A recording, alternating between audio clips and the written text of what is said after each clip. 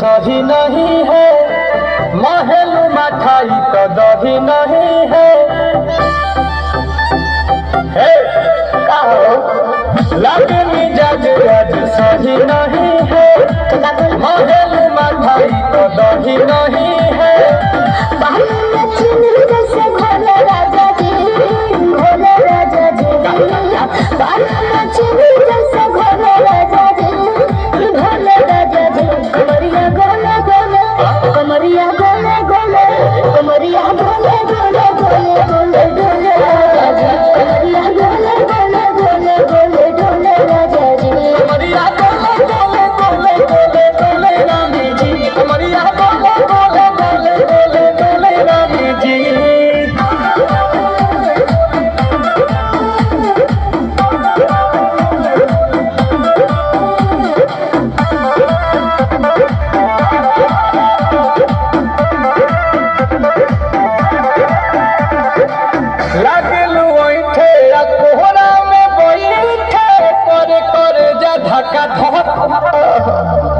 झूठे की जाला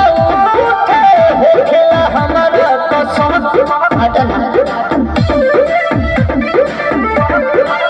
सुनो नया जैसा दवा हमरा जैसा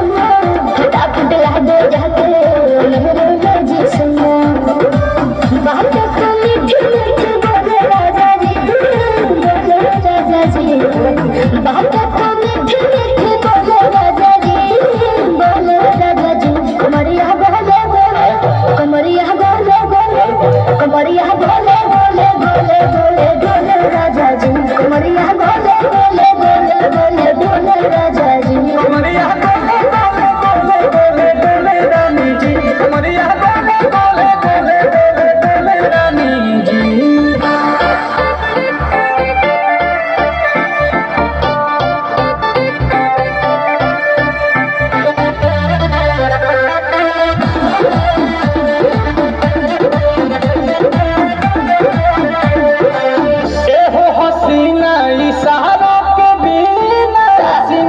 जलुआ के शॉट